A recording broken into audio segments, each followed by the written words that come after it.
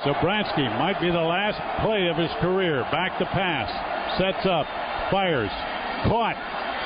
Oh! Hook and lateral in the block, and you're going to score. And Rab is in for the touchdown. They caught it, the hook and lateral, and the Broncos have scored. And an extra point will tie it up. Oh, baby, 7 seconds left to go. James Bond on the clock, 007. Oh, wow. And they are calling for attention immediately. And he has had some freak injuries. Guys, when they come in. It was his left knee. College football is known as one of the greatest pastimes in American history, and evolving athletes have increased the pace at which the sport is played. Ever since its pace has started to pick up, injuries have become more and more common as the risk of playing rises. In this day and age, you are starting to see players grow to enormous sizes with unreal athletic abilities.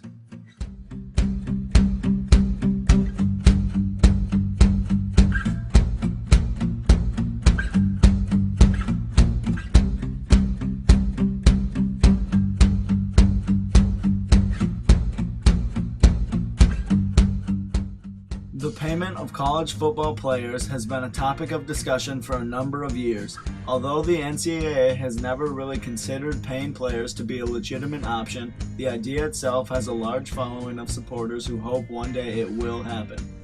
Payment of these college athletes has been a topic much frowned upon by the public eye. As we looked into it, we believe that college athletes should be paid because of the massive amount of money that they're making for their universities, a high risk of injury, and receiving a lack of education.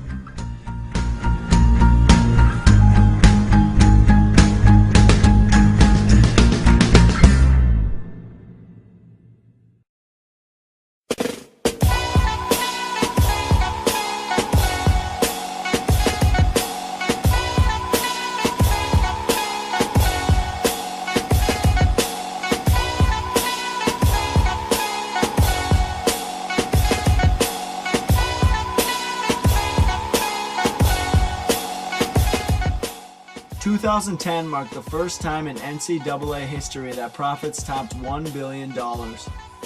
Last year alone, the University of Alabama made over $123 million of revenue just from their football team. A fraction of a percent of that money went to paying coaches and staff, leaving over $115 million for improving and maintaining their facilities. After it's all said and done, Alabama has over $45 million that's left untouched year after year. Sure, they'll spend some here and there, but after 10 years of profitable existence, the University of Alabama alone has $30 million to spend on their own. And $30 million is more than enough money to provide each player with a quality income for them to make it through college. But what is it that makes this one sport and these young men just out of high school so profitable? To answer that question, this Saturday, go sit down on your couch and turn on your television. I would bet that you'd be able to find at least a dozen college football games airing all at once. You can catch these games from just about anywhere. You may even be able to watch it from what is sitting in your pocket right now. The ability to watch games from nearly anywhere has made the NCAA millions of dollars each Saturday. Each year, the University of Alabama alone makes over $8.5 million solely based off media rights. A prime example of this is occurring right now. Johnny Manziel, otherwise known as Johnny Football. When he isn't getting in trouble for partying and selling autographs, this guy is a superstar. He is the most talked about name in college sports. Last year, Manziel won the Heisman Award as a freshman. He was the first freshman in NCAA history to win the Heisman. Texas A&M claims that Johnny Manziel has only attributed $80,000 to the team through jersey sales and the Heisman. If you look at it realistically, this kid brings fans into the stadium and has millions tuning in on their televisions just to watch him.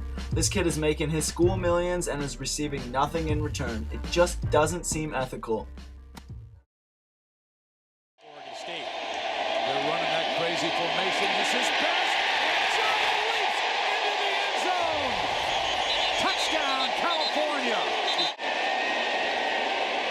And he was up, he leaped to begin with, and then ended up landing on his back.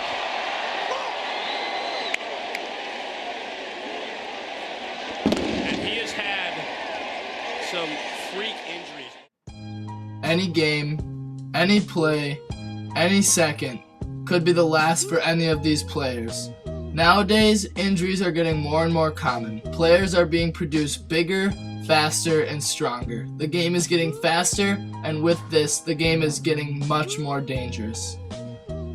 A player's career could end any play, and the sad part is, these players are no longer able to play the sport they love, they aren't prepared to take on a completely new major, and most of them take over 5 years to pay off the medical bill. An Ohio University football player, temporarily paralyzed during a game, learned that he still owed $1,800 in unpaid medical bills when he went to buy a car 6 years after his injury.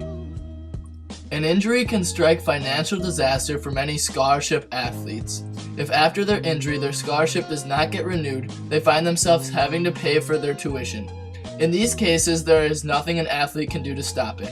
However, the NCAA has its own catastrophic injury insurance, which insures individual athletes up to $20 million, though a mass majority do not qualify.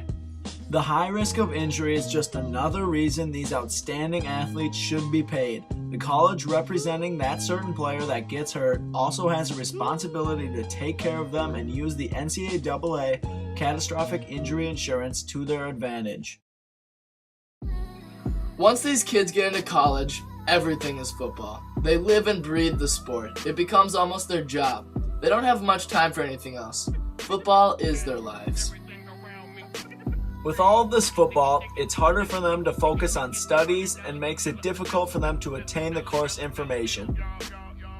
After conducting a substantial amount of research, we found all of these reasons to be valid in our argument. This year's theme was rights and responsibilities.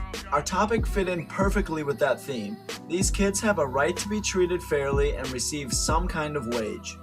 We believe that it is these universities' responsibilities to take care of these college athletes. In the end, college football players should be paid to play the game because they are making a ton of money for their universities, they are at a high risk of being injured, and they are receiving a lack of education.